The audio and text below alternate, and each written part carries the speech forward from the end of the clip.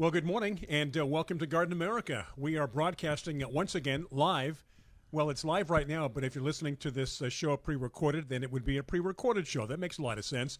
But as of right now, we are live. I'm Bryan Mann along with Tiger Palafox, and we are back in Tiger's backyard. Last week it was John Bagnasco's library.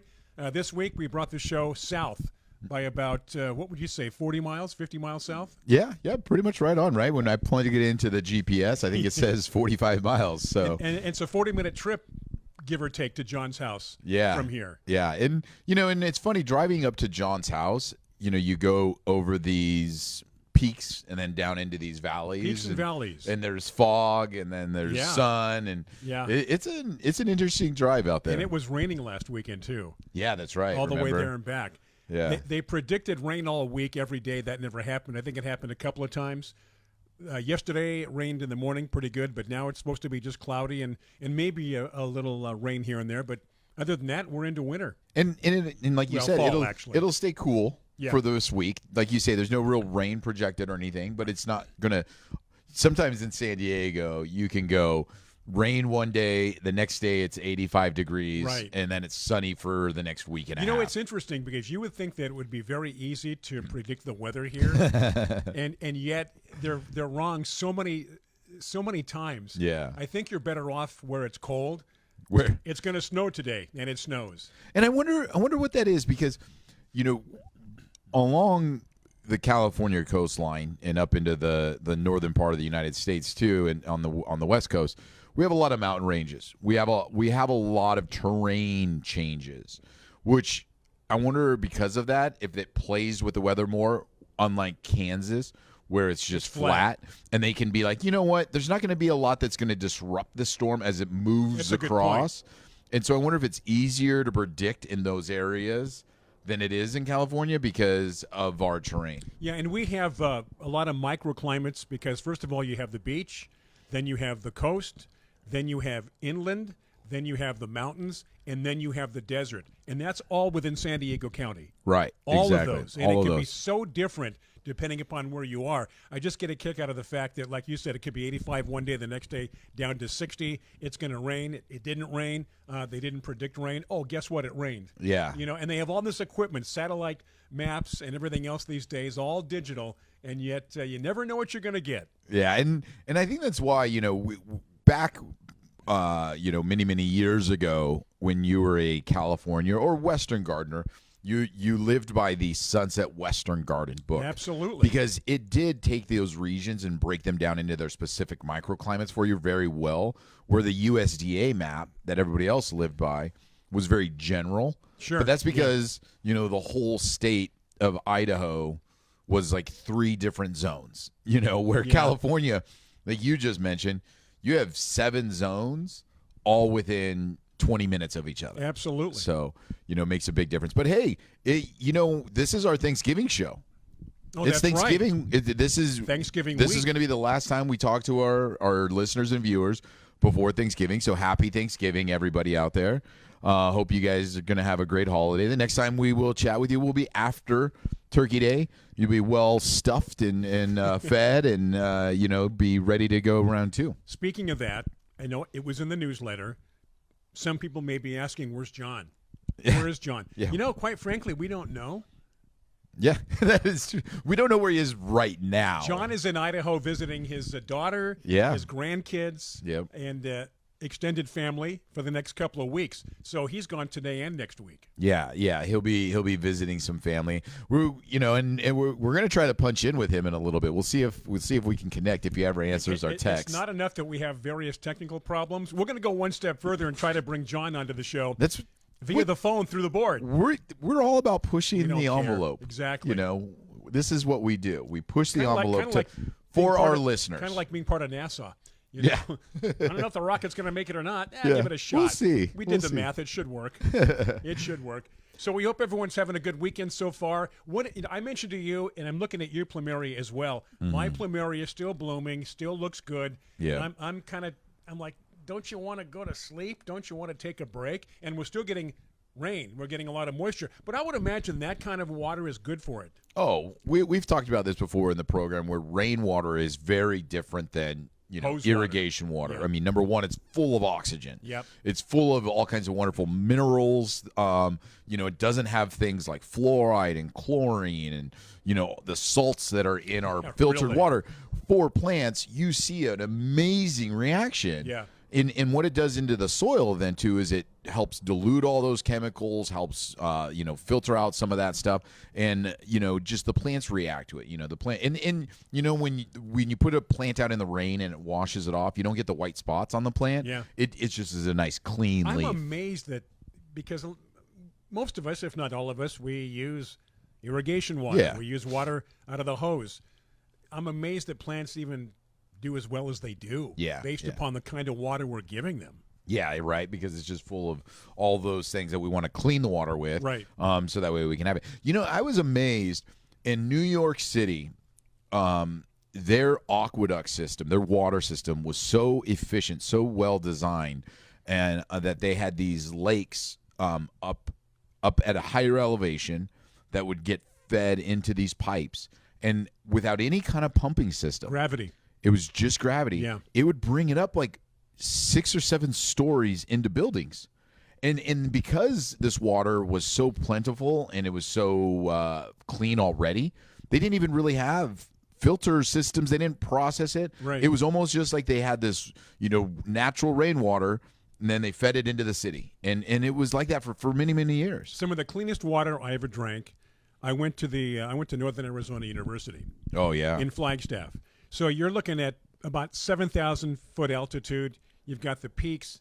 It's forest. It's beautiful country. It snows. Volcanoes. Volcanic, like rock. It's one of the largest volcanic areas in North America. That said, the water that came out of the sink was like, wow. So good. Just so good. Yeah. Here, we've always had a water situation here, a water problem in Southern California. Where are we going to get the water from? Colorado River, L.A.? No, everyone's very protective of their water. Yeah, and our water's all processed. Yeah, it really is. We don't have natural water, so that's why it tastes the way it does. That's why the plants respond the way they do. Is it's all processed water. So, I wanted to, for those of you that are listening, we're set up out here in my backyard, but I brought out the pumpkins because of Thanksgiving. Sure. A little bit of the focus I wanted this show, if you read the newsletter, John focused on pomegranates. Yep. It's a very important, we'll get into that in a little bit, but also pumpkins. Why pumpkins? What's the deal behind pumpkins? What is the history? What is the history? I told you last couple of years, we bought a pumpkin. We didn't carve it. And put it outside the front door until March. Yeah. It's like, you know what? Okay, time for you to go, buddy. Exactly. So we're going to talk a little bit about pumpkins, but we're also here to answer your gardening questions. Do we have any questions? Anybody tuned in right now that's curious to what? No, everybody at the moment's just kind of saying hi and good morning to us. All right, beautiful. So everything's going pretty well, but no questions yet. Dana hasn't checked in yet. You know what that means? Uh-oh. She's sleeping. She is. Yeah, she gets up. This is a cozy morning. She gets up, feeds the cats, and goes back to bed. It is a cozy morning, absolutely. This is one of those mornings that you wake up, you look outside, it's still a little overcast, a little cloudy, and you're like, you know what, I can lay down for a little longer. I'm not going to get up. We've got people can't see this. We have heaters or one heater in front of us. And prior to the show, when I was talking to you, I went up to the heater, turned my back facing you, and you said, "Hey, your back is smoking." Yeah, I guess I got a little too close. I thought you were going to light on fire. I did. Yeah. I would have rolled. Yeah, exactly. So I got about a minute and a half until the next break. Okay, let me do the quote of the week. Quote of the week, before the break. Here we go. Good timing. And all right, let us be grateful to the people who make us happy. They are the charming gardeners who make our souls blossom. And that's by Marcel Proust. And that is so true because, when you walk outside and you see flowers that are in bloom, they make you happy. Yeah. And, the people that make you happy, they are the blossoms of your life. When I arrived this morning, you were happy. Was I? Good. You smiled. Yeah. Yeah, that's a good quote, and it's so true. Yeah. I mentioned a few minutes ago, we were talking about the weather and stuff. I said we're into winter. I meant fall. Winter's not officially until I think December 22nd. Is that when it is? I think, or somewhere. Yeah. So we're still fall. Yeah. This is fall. And then San Diego winter is mid-January, lasts until about the end of February, and then it's spring. But I tell you what, though, just like it stays very warm all the way through sometimes the beginning of November, it stays cold right into June. Yeah. Yeah. You know, You get the May June grade, gloom. June gloom. Exactly. Okay, timing-wise, I think we'll take our first break. All If right. you're just joining us, welcome those on Biz Talk Radio. John is off for the next couple of weeks. Myself, Bryan Main, Tiger Palafox. Do stay with us. It is open phones as well as the subject we deal with this morning. So whatever's on your mind, and I'm talking to those on Facebook Live, of course. That said, got to take a break. I want to thank our major sponsor, Fertilome, as we take a break for Biz Talk Radio. Back after these messages, Biz Talk Radio and Facebook Live here on Garden America. We are back from the break here on Garden America. Bryan Main, Tiger Palafox. Yes, we know that one of our camera angles has us a bit into the shadows, kind of a silhouette kind of a thing going here, so we'll continue to work on that. I like that. The other camera, though, the lighting seems to be a little bit better. So as we continue, we welcome your questions, your comments here on Garden America as we experience the changing of the season. The weather in many areas changing right now across Southern California and, of course, across the country for that matter. When it changes right now for you in this sense of we're coming out of summer, we're going into fall, mid-fall, everything around you is kind of changing in the sense of, decor. What is the thing that you look forward to the most as we make this change? Is it the food? Is it the cool weather? Is it the holidays? Like, what do you look forward to? Well, a little bit of everything you mentioned. I think just the fact that it's jacket weather. We got to put a jacket on. Maybe turn the heat on for 10 minutes in the house. Yeah. Just it seems to be more cozy. It just seems, it does get darker earlier. 7 o'clock seems like 10 p.m. all of a sudden. I just like this time of the year. Just, we've had the warm weather. Of course, there's a hustle bustle to the season for obvious reasons, Thanksgiving and Christmas, but it's a different hustle bustle than it is during the summertime. They're both can be very busy times of the year, but there's just something a little bit different about this time of the year, and we don't get all caught up in the stress and having to buy gifts and making sure this happens and that happens. I think if you go into it with more or less a casual attitude and not put so much pressure on yourself, this time of the year, because the commercials say you've got to go out and buy Black Friday, you got to get to it now, this sale. We don't get caught up in that, and as a result, I think it's a little more peaceful around the main household. We don't have kids either. You've got kids, so there's different responsibilities. Yeah, I mean, obviously with the kids, you kind of fall into the whole Christmas thing where they start thinking about like presents and gifts and things like that. I really like just the food though. Like when we're changing right now. I feel like when you go into restaurants right now, you see these different menu items on there.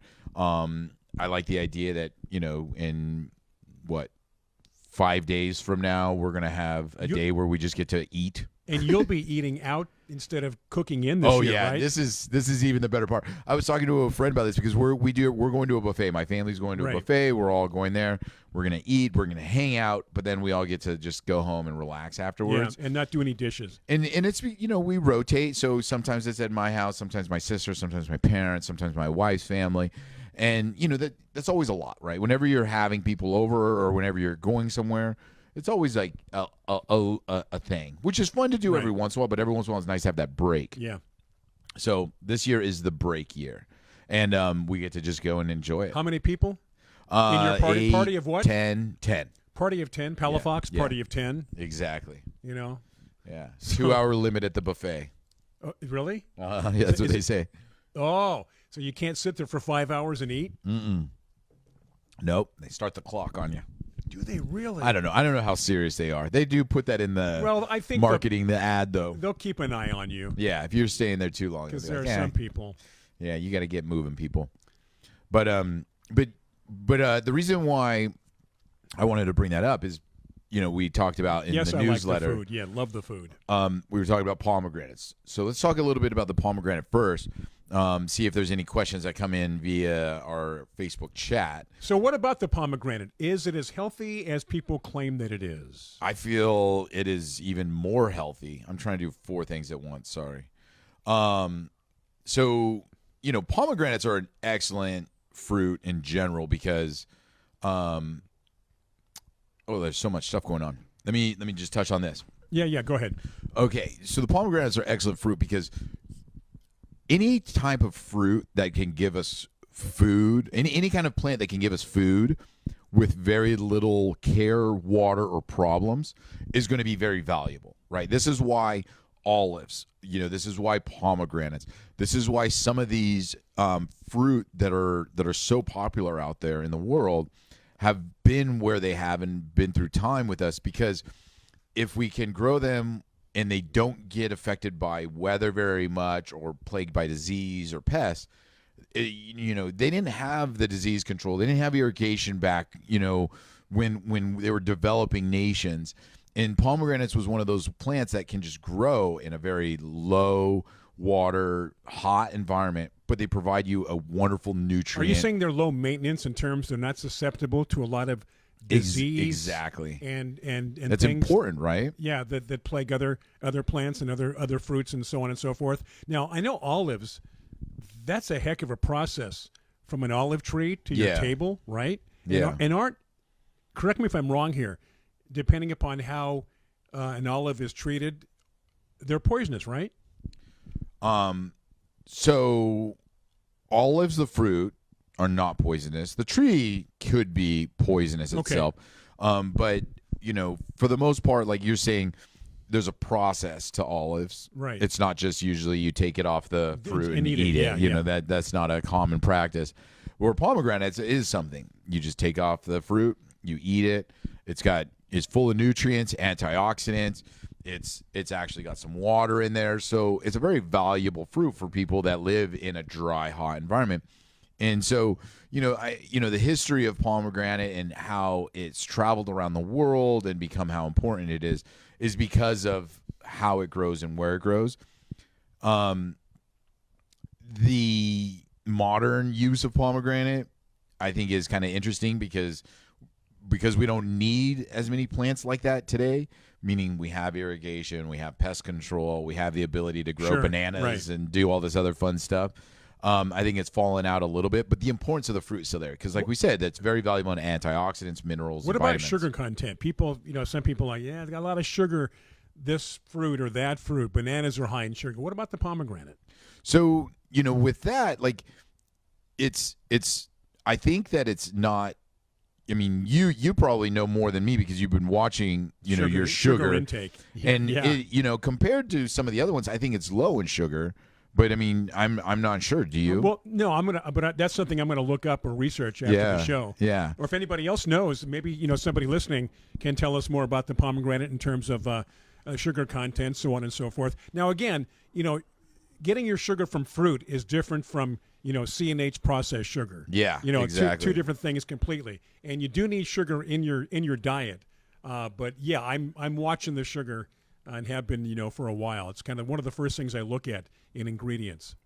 And John in the newsletter wrote of the ancient fruit, the pomegranate, and how it's such an important time of year right now because this is when a lot of pomegranates are coming in for harvest, or they have started harvest and then they'll carry through into the fall, and that's why they're a symbol of this time of year too, is because this is when they become ripe, and whether it's Central Asia or Middle East, this is when they're kind of being harvested as well. But I'm trying to look through this article that John wrote. We're going to take a break, and you can maybe peruse quickly during the break. Yes. Okay. Break coming up for Biz Talk Radio. Going to pay some bills. Thank you to our sponsors, Fertilome. Questions, comments right there on our Facebook page. Those on Facebook Live. Welcome those on Biz Talk Radio as well. I'm Bryan Main. Tiger Palafox going to take a break back after these messages for our good friends and for you tuned in to Biz Talk Radio. And just like that, we are back from the break. If you're on or tuned in to Biz Talk Radio, hope you had a good break. Hope things are going well for everybody as we gear up for Thanksgiving, as Tiger mentioned. Of course, they've been talking about Christmas now since End of September, October. Yeah. You got to start early, right? So don't let the pressures of the season get to you. Enjoy, because that's what it's all about. enjoying the season, enjoying the people you're with, right? Yeah, That's exactly. Don't let the pressure get to you. Yeah, I agree. As the quote mentioned earlier today. Yeah. Veronica wrote, a juicier pomegranate would be awesome. Love the juice, but hate the seeds. And I think that's a common thing with pomegranates. Carla wrote, we waste a lot of our fruit because it is such a pain to get the seeds out. In if you read the article, we talked about that there's still 1,000 varieties of pomegranate that still exist. Which I wasn't aware that many. Yeah, right. So I mean, I'm sure there's probably some very juicy varieties, and then there are some that are, not as juicy. The other thing I found was interesting is that people don't realize this, but you see this pumpkin right here, Brian? It's about the size of a dodgeball, dodgeball small size. watermelon kind of a thing. Pomegranates grow to that size too. And people don't usually see those in the markets, but they get very large. Now, if the larger they get, would you say the taste is affected? Yeah, I mean, we talked about that with the avocados, but it's also a varietal thing. I think that those ones are probably going to be the ones that they use for, the juice, and kind of things, because they're going to just harvest it for the volume and not so much anything else. Yeah. Exactly. Let's see here. I got a question here. I planted an Australian finger lime this weekend in a pot that had been used before. It had dozens of grubs in it, so I replaced all the soil. What are those grubs, and do they hurt the plant? So, grubs is a general term for those worms that are in the soil. In lawns as well. In lawns. Yeah. They eat roots. They eat decomposing material. They eat roots, and so they do damage plants. Grubs could be it's the larvae of a lot of varieties of beetles. So to be specific as far as which grub it is, you'd have to identify the grub, but a lot of times they're beetles. So the Japanese beetles, the different what do they call those? No, what are the June bugs? Oh, yeah. Like any of those kind of like large beetle-like creature comes from a grub. And there are some animals like skunks come to mind that eat grubs. Oh, yeah, they dig up your lawn for the grub, right? Exactly. Yeah. So in one instance, they're doing you a favor, but to do that favor, they got to tear up your lawn. Or your garden. Yeah, exactly. Yeah. So grubs are not good. And what you did as far as replacing the soil, that's great. Definitely want to do that.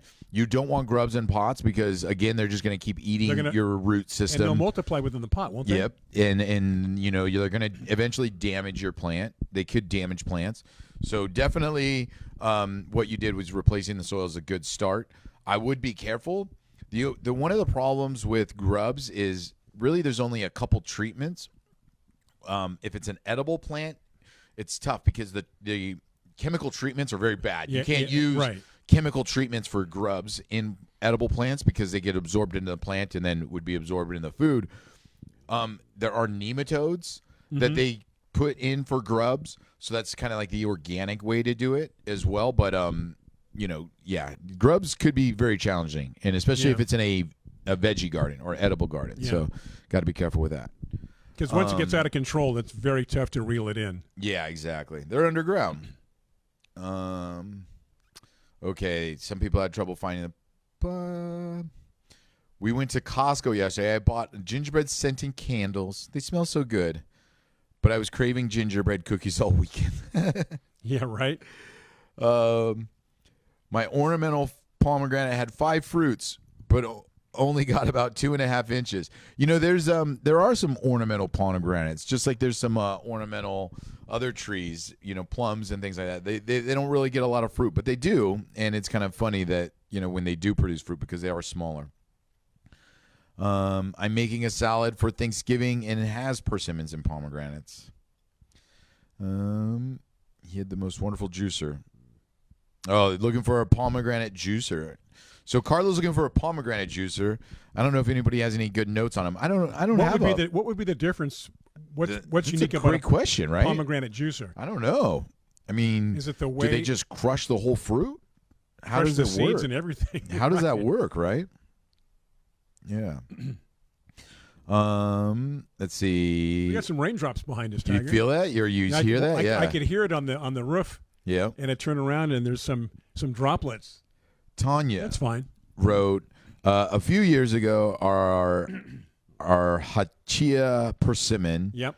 tree had over 300 persimmons. This year, only 4. I got one before the critters got to them. Tanya, do you think you got that many this year because the critters got them before you, or did you just not have good production? Because people go through this with fruit trees in general, where they have good and bad years. Season by season, it's different, and then they want to know what they did wrong. Well, or yeah. what happened. And so to understand that, the biggest thing that you have to understand is that every flower is the potential to be a fruit. Okay, so people have to think back to when that tree was flowering, what happened. Because if it was flowering and you got a storm, a rainstorm, windstorm, Santa Ana, and those flowers could not pollinate, or they got knocked off, or they got damaged, or it got drought stricken, you're going to potentially have a bad harvest. So that's one of the parts. The next thing is that when that flower is turning into a fruit, so when it's already been opened up, it's been pollinated, and now that is setting the fruit, that bond is built from calcium. And if your soil is kind of like lacking at all in calcium, sure, it's going to be makes sense. difficult. Yeah. Also, if all of a sudden that tree went through a drought, it'll sacrifice itself and some of the fruit for a few of the few to be able to make it. And so people think like, what did I do wrong? And sometimes it's not what did you do wrong, Right. it's what the environment did. Yeah. I mean, every year is different. Yes, it gets colder in the wintertime. It gets hot in the summertime. You have your various seasons, but there are little intricacies that happen within the weather, like you mentioned, and just the littlest thing can throw something off. Yeah. It doesn't even have to be a major situation. Yeah, and that's just how people take it all for granted, because that's just how delicate that system is, right? It's amazing anything grows. I mean, can you imagine being a farmer and you have this crop, you have 1,000 acres, and all of a sudden a storm blows through, and you're dependent upon that money. Exactly, and all of a sudden that crop of, let's say, 100% was going to produce now is down to 20%. Yeah. And there's nothing you did, you did wrong, nothing that you could have done different. It's just nature. And so, that's the challenge we go over with fruiting. And that's why we talked about, like I was talking about pomegranate, it's like it's a very low risk crop. Yeah. Because it does flower so much. It doesn't get and that's why it was so important compared to an apple, compared to a peach. And it's impervious to certain things that other fruits may not be. Yeah, exactly. So, Rick has a question, and I'm just seeing it right now. Rick in Idaho. Yeah, can you go over the cycle care for a fruit tree for the year? So, let's talk about stone fruits, because we were talking about pomegranate. So, stone fruits are going to, or deciduous fruit trees that are going to lose their leaves in the wintertime. Mm-hmm. That's the kind of like most common, general fruit tree besides the citrus. So, let's start from dormancy. So, it's going to be dormant in the deepest parts of winter for us. That's June and February, or January and February. Right. For other places, it might start in December and go all the way in through March.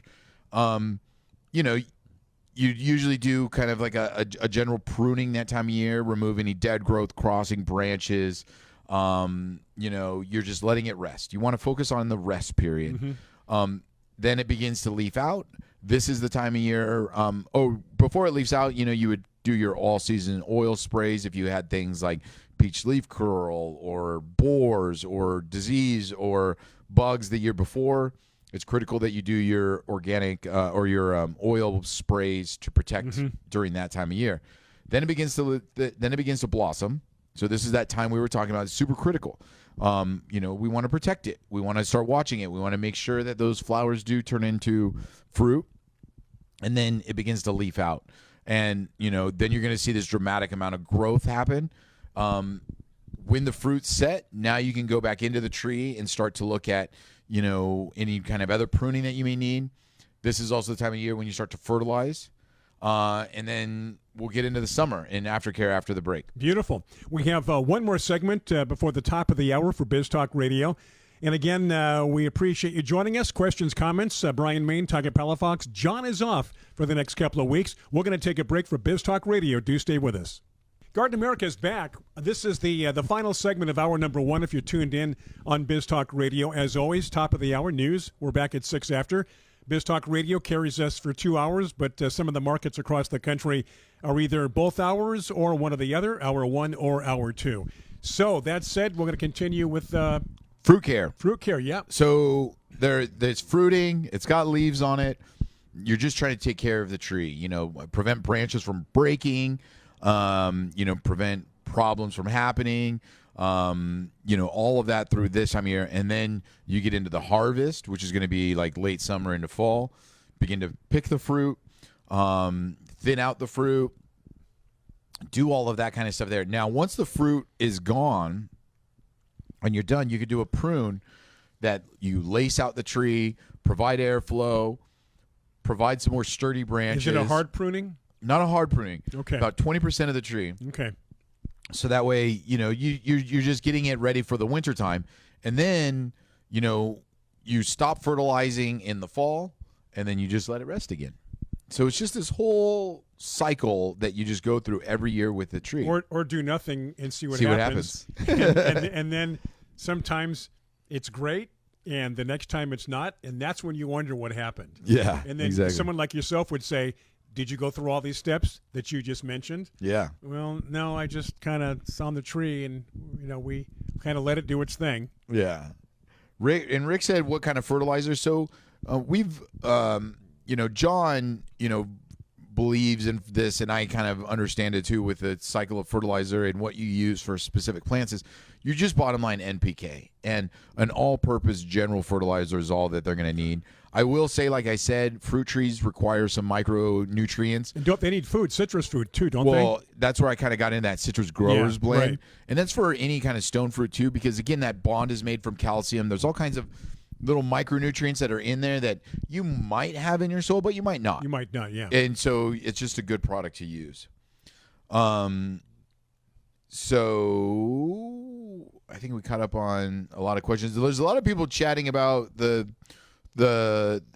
juicer for a pomegranate. So nobody has any great answers yet, and though. why We'll it's see. different? We'll see what happens here. Let's see here. All right. So I wanted to kind of branch into the next part of our show too, which we're going to talk about pumpkins because, Right. it's pumpkin season. Just like pomegranate season, it's pumpkin season. This is the time of year. Do you know where pumpkins come from? Like where they were native to? Do you know? I somehow I do think I know this or one time. Let's see. Take a guess. Take a risk. So in other words, what country? Yeah, or region. Yeah. I would say Europe. Okay. You would be wrong. I took a shot. Yeah, you did. It's going to be someplace that's like really. It's here. So it's really? It's northern Mexico. Mexico was one of my southern United States. Okay. Yeah. I thought. You know what? I thought that was too easy. Yeah. Right. We don't have a lot of stuff that's kind of. And I mean, it's not native to San Diego. No. But it's native to our kind of general region. If you were to say, southern United States, northern Mexico, that's where the pumpkins have come from. They've been sourced back there for 1,000 years, and it's a staple of our season because it does ripen right now. We talked about things that are important because of the time of year, and this is what ripens. This is why. That's why you have pumpkin pie for Thanksgiving, and not in June. Because right. it doesn't happen in June. So that's interesting that the fact that the holiday revolves around when those pumpkins are ready. Well, yeah, their growth cycle. It makes a lot of sense. It made it there, and then also the other thing you got to remember too is like it being a gourd, it being a fruit. Like you said, it preserves itself. So it does, even after you harvest it, it stays. It stays as long as that shell, as long as that pumpkin has not been broken. Once you cut into it, though, it goes quick. It's a different story. But that's really important for people because they depend on that right? Like they're back in the day, Native Americans, early settlers, they needed things that were going to carry them through the winter. Yep. So they found this fruit, they grew it, they harvested it, they threw it into their, storage sheds, and then through the next 3, 6, 8 months, they had something that they could eat. Now, here's a question every kid's going to ask. When you open up a pumpkin to carve a pumpkin, there's a myriad of seeds in there. Yeah. And they say, can I take these seeds and plant them, and will a pumpkin grow? Yes, it will. That's exactly right. And do you know that you dry them? Obviously, you dry them out. Pumpkins are one of the very few fruit that everything on it is edible. We talked about the olive earlier. Yeah. And we talked about how, the olive fruit's edible, but the actual plant itself but the not. Plant itself not. Yeah, it could make you sick. Pumpkin leaves, pumpkin stems, pumpkin fruit, pumpkin seeds. Every part of the pumpkin is edible. It's interesting. There's a couple that have a sanctuary in Florida that we watch. His name is Gator Chris, and he actually has a lot of alligators and birds and just about everything you can think of. So what they do a once-a-week produce. And this time of the season for their pigs, their hogs, their goats, they take pumpkins, and they throw them in there with all the produce. And sometimes they'll throw them in a hole, sometimes they'll cut them up, and those animals go crazy. Love it. And there's not one bit of pumpkin left. Yeah. They eat the whole thing, right? Yeah, absolutely. Like you mentioned, it's all edible. And at the zoo, after Halloween usually, they'll have all the leftover pumpkins that come from all the different places, and they feed them to the animals in the zoo, the bears and different things like that. And they go nuts over it. Yeah. Yeah. So, it's fun. But so pumpkins. So I have a few interesting facts on pumpkins. Good. We're getting a lot of chatter here, by the way, on everybody talking about the pomegranates still. That's good. That's fine. Lisa asked, could I use earthworm castings now? In general, yes. Because it's not a super crazy high fertilizer. Earthworm castings are a wonderful soil amendment. Right. I would worry if you are in an area where you will get a lot of erosion or runoff from the rains, I would be careful using earthworm castings because they're expensive. And you don't want them to just run away. Yeah, on a slope. Sure. You don't want it to be I put my earthworm casting down, a week later it all gets washed away. But if it's got a flat area where you're not worried about that, I would go for it. And you said it's almost all year. There's not really one particular season. Not for the earthworm castings. Right. They're just a great soil amendment. Let's see. Do we have one more quick question before the break? Let me see. Something we can address here. Please post the name of the fruit tree fertilizer with micronutrients in it. And that's the Citrus Growers Blend. I will find it right now, and I will post that. During the break. Okay, we're going to take a break. We've got top of the hour news coming up for our good friends on Biz Talk Radio. For those of us on Facebook Live, the break will be even quicker, so do stay with us. A big thank you to Fertilome. Please support Fertilome. They support Garden America. So again, John is off this week. It's me, Brian Main, Tiger Palafox. News, messages, back at 6 minutes after for Biz Talk Radio, even sooner here on Facebook Live. Welcome back to the show. If you're just joining us, then welcome to the show. Those on Biz Talk Radio, Facebook Live, we appreciate you tuning in. Tune in anytime you want to. Stay as long as you'd like. Stay for a couple of minutes. Stay for the entire show. We appreciate it. John is off this week and next week as well. It's myself, Tiger Palafox. I'm Brian Main. And we are broadcasting live from Tiger's backyard here in San Diego, Southern California. Had a few raindrops a minute ago. Little, right? But it's nice. It spit a little bit, but things are good. And we've been talking about fruits and pumpkins and pomegranates and all kinds of things, juicing, and a good conversation going on with all of our listeners and viewers. Yeah, if you get a chance, hop onto our Facebook Live and you can join the chat. And also, it's fun to go back after the show if there's something that you missed or something you want to catch. To read the chats. Read the chat. We post the links. They just asked about the fertilizer. We talked about the Citrus Growers Blend. I put a link to that. You can find out more information. Yeah, it's all there. So whatever you missed, you can certainly catch up. Veronica asked, so another fruit tree question. After moving, because of our warm weather, my caracara orange tree bloomed like crazy. It's had a ton of fruit. Any concerns or extra care? And this is something that you do have to be worried about, is that when your fruit tree produces more fruit than the tree can sustain, it's your job to thin it out. So it's your job to remove some of the fruit. You don't want to allow a branch to break.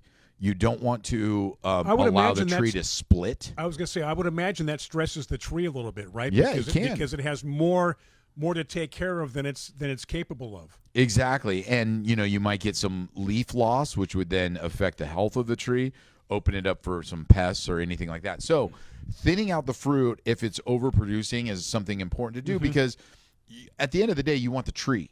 If you get 5 less oranges, that doesn't matter if your tree dies or your tree breaks a branch or so definitely thin the fruit out so that way the tree stays healthy and strong at the reward of getting a better tree for the next few years. So when that happens, when you have too much fruit, all the energy of that tree is going to the fruit at the expense of what else? Meaning like you're going to get leaves are going to drop. Leaves are going to drop. Right. Stems will become weaker. Right. And it's going to take longer to recover after the fruit cycle. So then the next cycle, you'll be behind. So you need to make sure to keep it up. It's like putting a backpack on, and you're very comfortable at about 15, 20 pounds. Yeah. And then somebody puts another 50 pounds on you, and you're not doing so well, are you? Exactly. Okay, sorry. I want to make sure I catch up with everybody's fine. stuff. Yeah. And if we don't get to your question, then repost it if we happen to miss it by chance, or comment. Yeah, so I think we're caught up right now. There's a little bit of chatter, but I think we're caught up on the questions. So pumpkins. We were talking about pumpkins before the break, and I wanted to, there's a few interesting facts about pumpkins, Brian, that I think that are important for you to know. Not just me, but everybody tuned in. Exactly. The word pumpkin originates from piopon, which means large melon in Greek. And then it evolved to pompon in French and pumpion in Britain. And then the Americans later changed it to pumpkin. So they went through about 4 or 5 different cycles of names. Exactly. It's interesting. Things usually originate either in Greek or Latin, as many of our obviously plants have Latin names, so on and so forth. And then over the years, different countries put a different spin on it. And there are about 45 varieties of pumpkin, and they range in color. Well, we've got 3 different that look like 3 different pumpkins here on the table. There are 3 different pumpkins here, right? Orange, red, yellow, and green. And they boast names like Hooligan, Cotton Candy, and Orange Smoothie. Now, you've got 2 pumpkins in front of you. Yes. The one, that one right there looks like Cinderella's. Flat Cinderella pumpkin. Cinderella's carriage right there. Exactly. And then this one's kind of more of a pale pumpkin. And this so is the they're all Halloween gourds. pumpkin right there. That's more of a Halloween pumpkin. So in a that way. one there is a Pam pumpkin, and those ones are what they make pumpkin pie out of. They don't make the pumpkins out of the big giant ones. Right there. That's a pumpkin pie pumpkin Beautiful. right there. That's a perfect pumpkin Let's pie. make pie. Exactly. Do you know that pumpkins are actually 92% water? If you cut them open, that makes sense. Do you remember? Yeah, if you cut them open. Do you sure. remember when we were talking to someone who grew those massive pumpkins one time? And they were talking about how much, on the show? Yeah, and talking about how much water that daily it would absorb. Yes. It was shocking. Like it was like 30 to 40 gallons of water and that's a day to get those pumpkins to where they are. Exactly. Those big ones, those world record, 1,000-pound pumpkins. Yes. 92% water. Yeah, I guess so, right? It's amazing. And they have to remember, too, a lot of that goes into the leaf and the foliage of the plant itself to get into the fruit. So, that's impressive as well. Let's see here. Pumpkin trivia. You heard it here first, folks. Okay, so this is something, too, for our listeners that have probably heard of this before. It's called the Three Sisters gardening method, okay? And the Native Americans would grow the squash along riverbanks next to the corn and the beans, a planting technique called the Three Sisters method, which allowed the 3 crops to sustain each other. Corn served as a trellis upon the beans could grow and climb. The beans nourished by the sunlight and kept the corn stalks stable in windy days, while also nourishing their soil, and the pumpkin sheltered the corn shallow's roots and prevented weeds from taking hold. So the pumpkins were like the ground cover. Yeah. and kept the moisture in the ground and kept the weeds at bay. The corn stalks were the trellis, the upright, and then the beans grew on the corn stalks. And so it was all worked together. It's like 3-dimensional. Yeah, it all worked Layers. together though. And we all know beans, in those plants are also like the nitrogen fixers, so they added nutrients to the soil. And then the thing about all that too is it all kind of came in at the same time. So then when you're all done, you just kind of mulched it all, and you started over. Well, they all work succinctly with each other. Exactly. So it was an important part of that whole Three Sisters gardening method. Do you remember what did they used to? What were you taught Native Americans put at the bottom of the hole when they planted the corn? At the bottom of the hole? Yeah, you remember this? I don't. No. The fish. You remember? Oh. You don't remember? You didn't learn that? No. You know what? I was absent that day. You were absent that day. That's my answer to everything. No, I guess I was gone that day. Yeah, school didn't teach that. Do you know who brought carving of pumpkins to the Americas?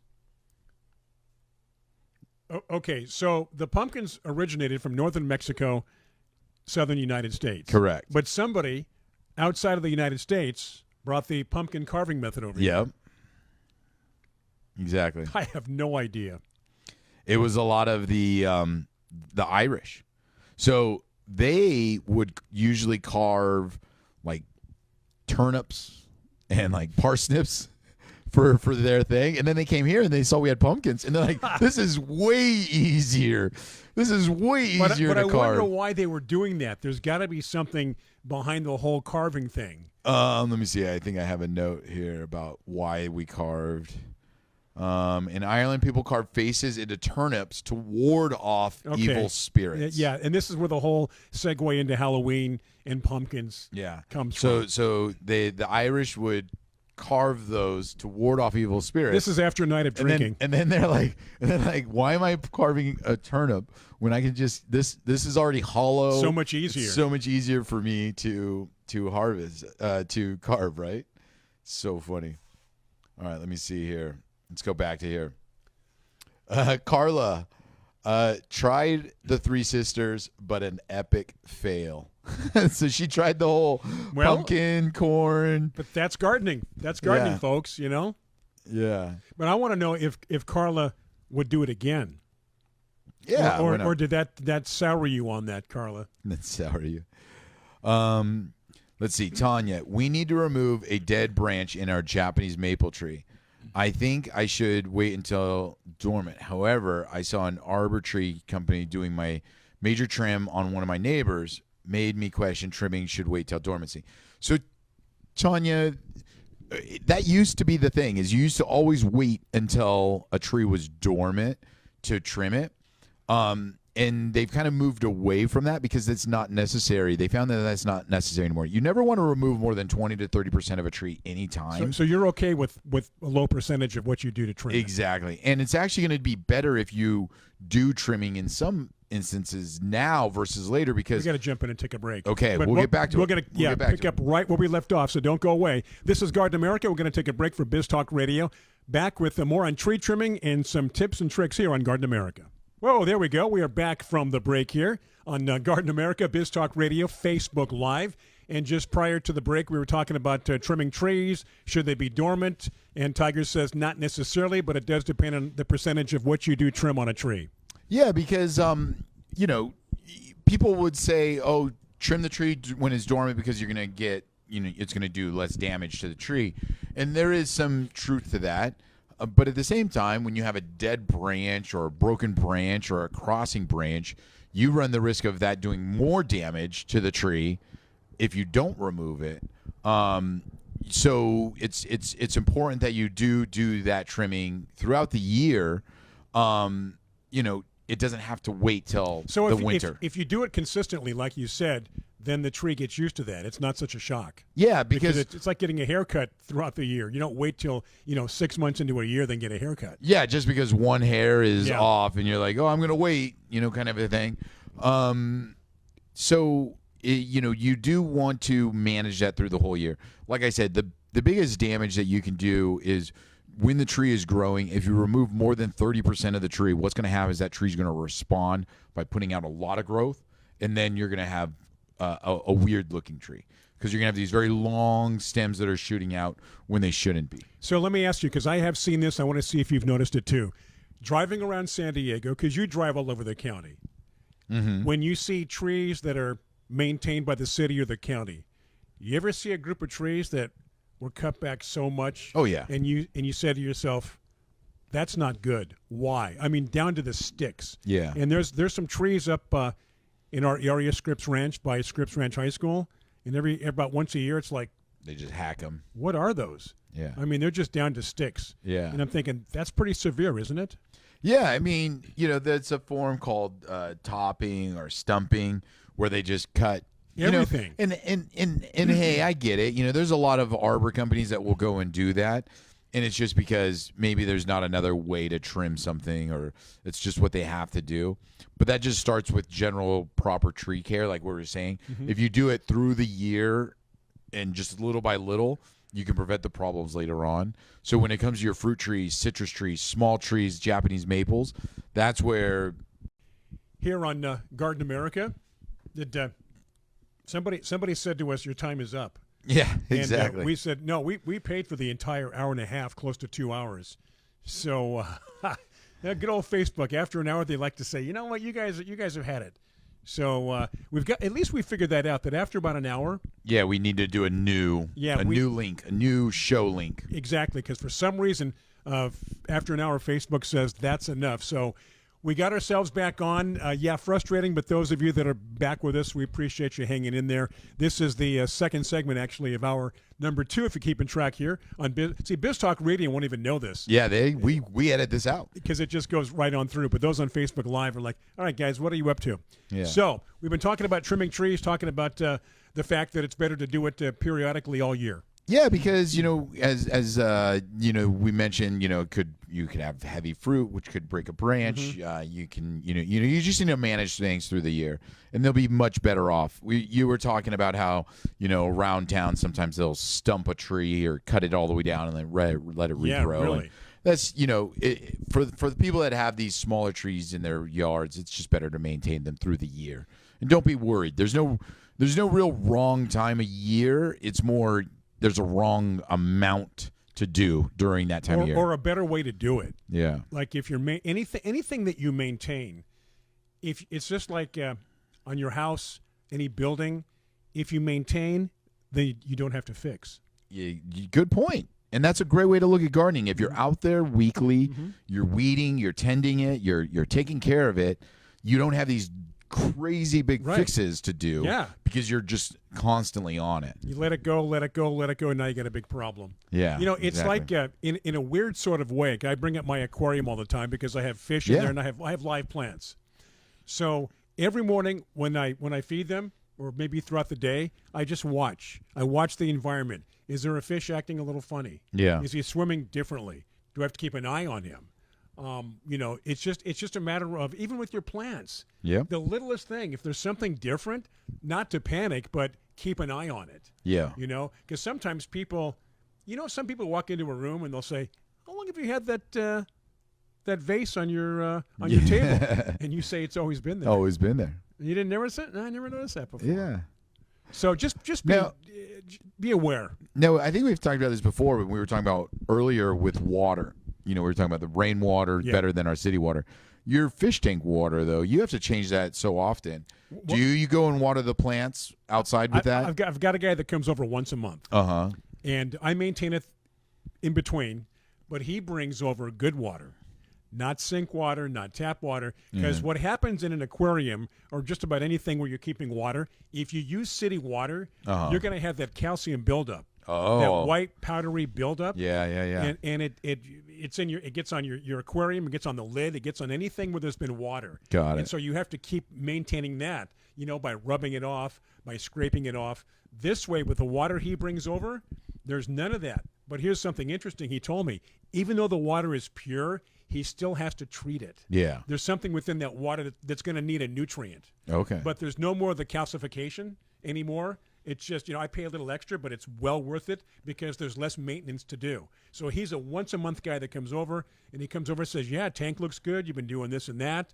He says, I'll tell how the filter will tell me how dirty it was when he gets into the filter. Oh, that's crazy. So, okay. but it's fun. But it's like anything else. Just keep an eye on it. But then you can use that water in the patio plants? In fact, I told him, I go, take that water and pour it in the plants. Yeah. Go out in the patio and water the plants. That's fine.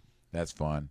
I know people will wonder sometimes about, particular water on plants, whether it's in a pot or in the ground. And I think the only thing you got to be worried about is, the high chemical content of anything. Like, people say, oh, what about pool water in my plants? And yeah, if your pool is just treated with a shock or chlorine, that's going to go into the plants, and then you're going to kill the plants or lawn. I would never even think of using pool water. Because there's usually so much chlorine or anything. Right. But but then at the same time, it's usually you got to be careful. You wouldn't want that much chlorine in your water while you're swimming in it. So it's usually not harmful, but it's not great. But I've been in pools where you can smell the chlorine. Oh yeah, that's got to be bad. A mile away. That's got to be bad. Which right? way to the pool? Just sniff. Yeah, you can smell your way to the pool. Yeah. So the care of the water when it comes to your garden, people that have wells, you got to be careful because sometimes those wells will be a lot of like hard metals and minerals and things like that. You got to be careful with that, but that's cool that you get to use that in your potted plants out there. I'm sure the plants love it. Oh, they love it. Absolutely. Hey, we're going to take a break. We've got 2 more segments coming up. All right. Next segment is the longer of the 2, and then the final segment coming up a little later on. So again, we are back. It is a Facebook Live, Biz Talk Radio. Bryan, Tiger, Palafox going to take a break for Biz Talk Radio. Do stay with us. And here we go again. It is the second to last segment here on Garden America. We've made it this far. I'm not going to turn back. Yeah. We're going to keep moving forward. Right? You just keep going. Keep going. Keep that going. bus going Hey, forward. by the way, John is in Idaho, in case, anybody's he asking. hasn't responded to your text, has he? No. What's he doing? He just, I just think he just like, What's that guy doing there I'm all on day? vacation. I don't need to talk to those guys. He always, and then what's going to happen is we're going to get a text back to him at about 9:40 when we're off air, and be like, "Hey, what's going on?" Hey, do you need me now? Yeah, exactly. John, it's 9:40. Yeah, you know what time it is, John. He knew it.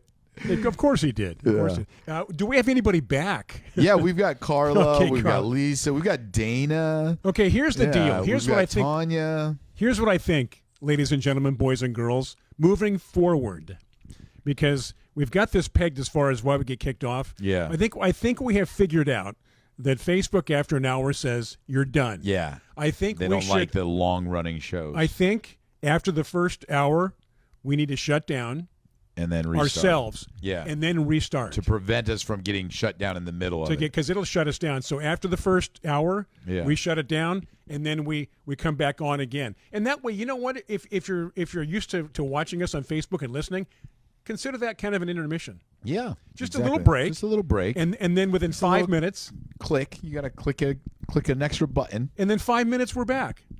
So we choose when to go off, not Facebook kicking us off. Because I think for some reason, I don't know if it's in the in their system. I think it just is one of those things they don't like a long running live. Yeah, program. I think so too. Long running live. So that's what we'll do. I think that's next week. That's what we'll do. Just to give you a heads up. Okay, and we'll post a link to do that, and then people will be prepared for it. Yeah. They'll know, and then we'll make a note in the chat as we're going to do and say, hey, go back to the main page. Yeah, we're going to shut down. Link, and then you can start back up again. It's like, look at it as a fancy way of refreshing your computer. Yeah. When something doesn't work, did you refresh it? A fancy way. To turn it on, turn it off again. Fancy way.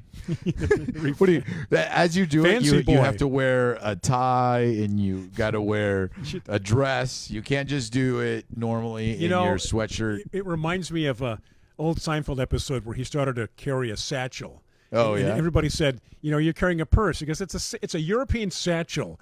And then there was 2 characters watching him from afar, and somebody said, "Oh yeah, he's got that satchel because he's a fancy boy." Oh, that's funny. Okay, Tanya. By the way, you guys sound great today. Oh, well, thank you, Thanks, Tanya. Appreciate that. Yeah, we've been working with the audio a bit too, and Yeah. I think it comes across.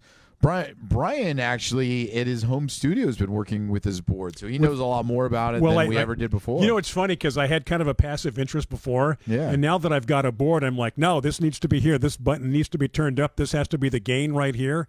Can you make us sound different? Oh, right now, like those those let's effects. See. Should we play around a little bit? Now, we won't hear it. We won't hear it. Well, let's see. Yeah, let me see if I can. Okay, you ready? Go for it. All right, here we go. Okay. All right, testing 1, 2, 3. How about that? Do you hear it? It sounds normal. Does it sound normal? You sure? Me. Yeah. I don't hear anything else. You got to switch those buttons and okay. Let's see. Play with the effects. I want to sound like I'm hello. I don't think. Well, let's see here. Let me see here. Preamp. There we go. 5, and push that in because at home I can hear it. Oh, really? Yeah. Let's see. Let's go to 13. Carla, what happened to our YouTube idea? Right, we were going to go live on YouTube because we had hoped they weren't going to kick us out, but then we found out we had to have a certain number of subscribers on YouTube to be able. Go ahead. Now I'm back. Now you're back. But so we're still working on that, but we can't do it right now. We need to figure out more with the YouTube now, thing. obviously, after the show is over, our webmaster, Daniel, uploads the show onto our YouTube page. Yeah. So it goes there, but just not live. So nobody heard the sound effect, huh? I don't think so. That's interesting. Yeah. Okay. Rick asks, should we add compost to the garden soil now, getting ready for spring?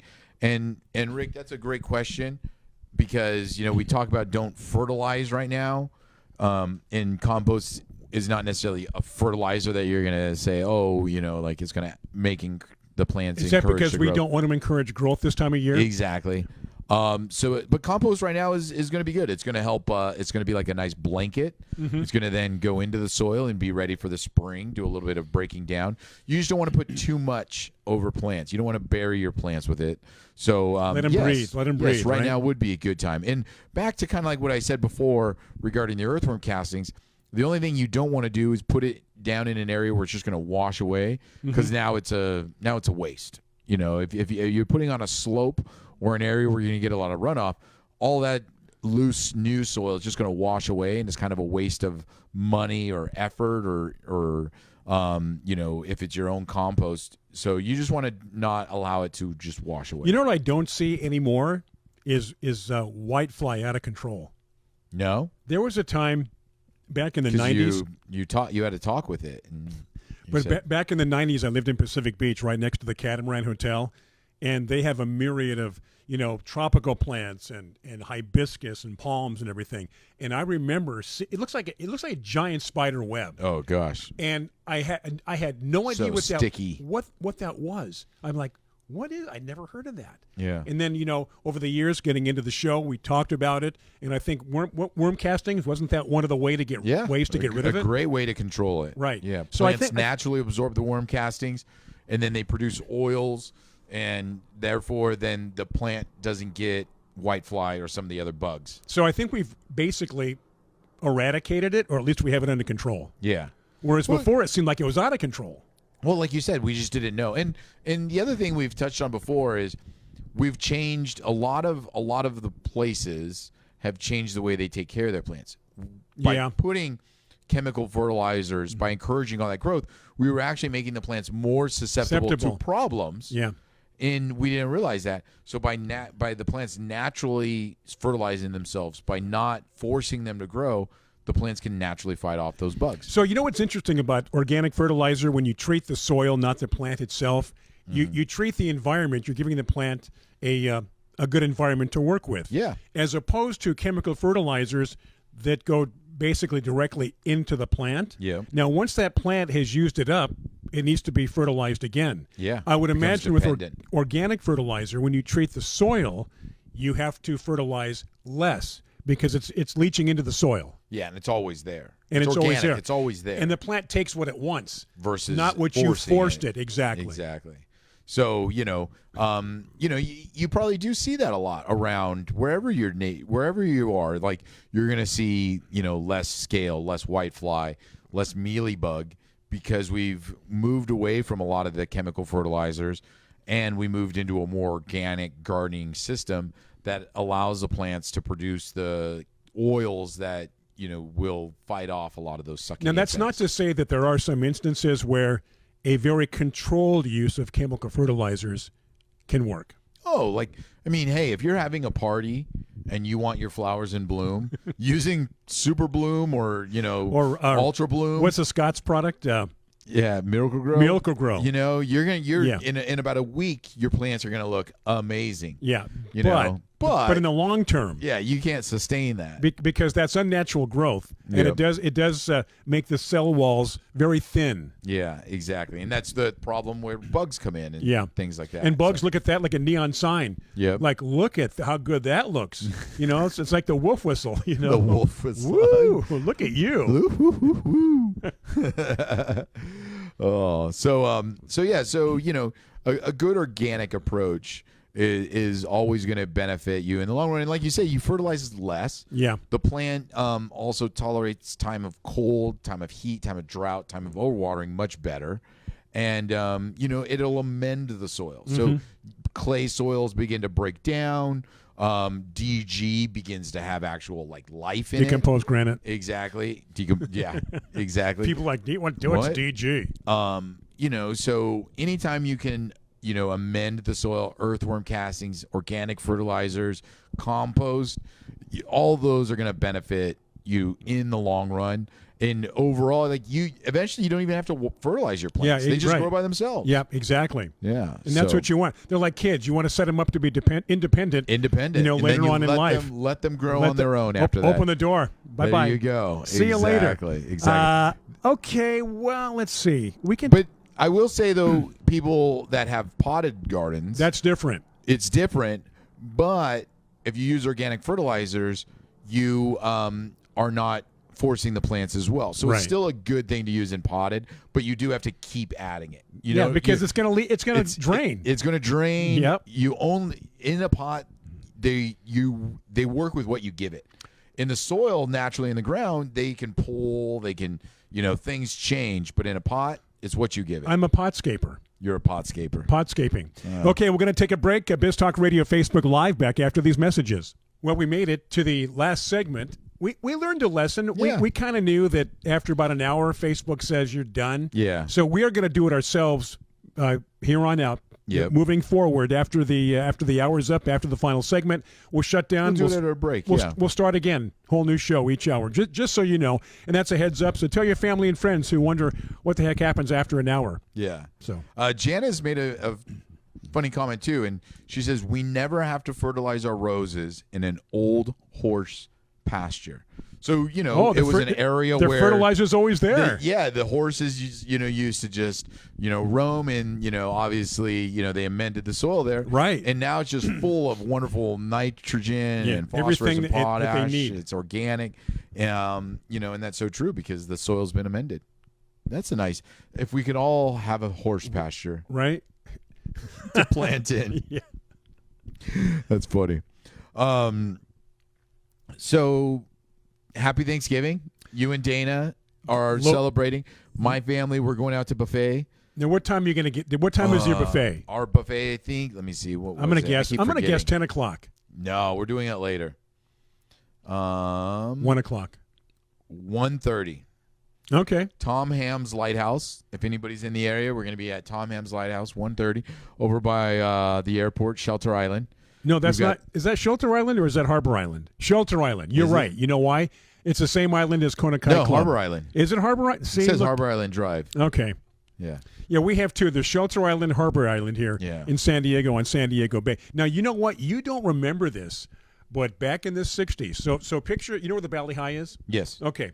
That whole area there, and you got San Diego Bay there. Yeah. Back in the 60s, at any one given time, there might be 4 or 5 aircraft carriers and battleships anchored right there in that. Oh yeah. Not where they normally are nowadays. They were right there. Well, there's few of them where they are now. Yeah. But and then they realized there's only one way in there, right? Yeah. Off the point. Yeah.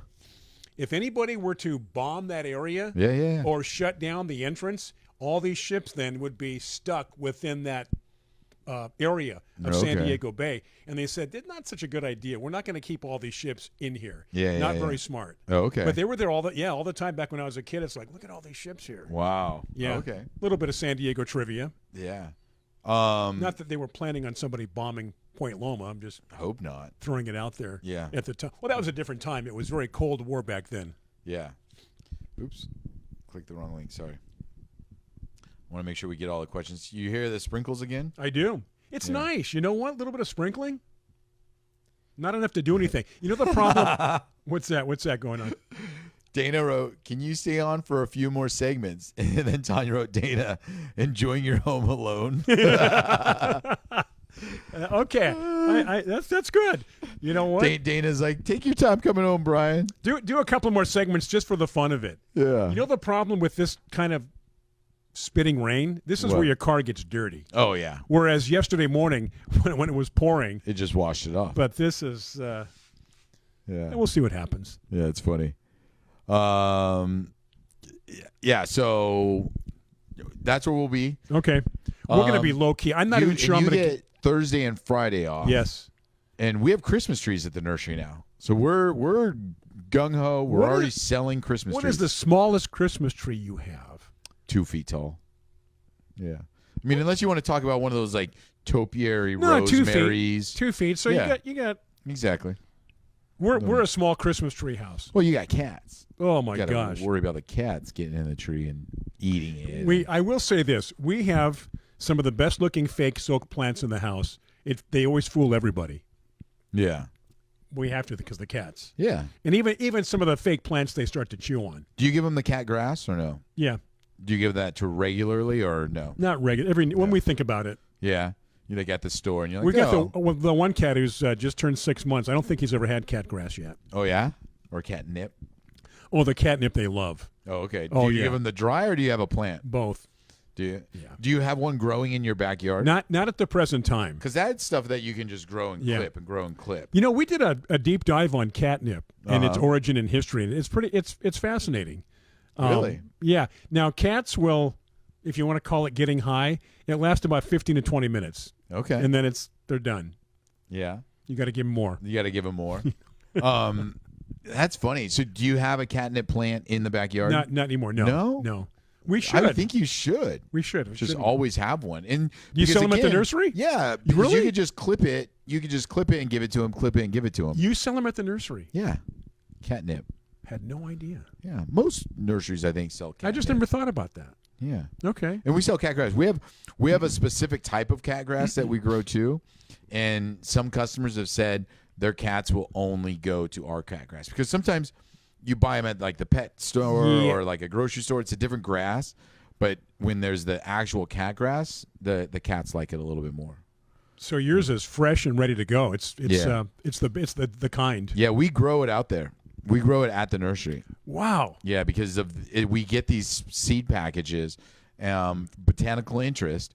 That cat grass, cats specifically like that one. And the catnip. You have a catnip. What is it? A bush or a tree? What It's is like a ground cover, Ground cover vining thing? kind Vining? of a plant.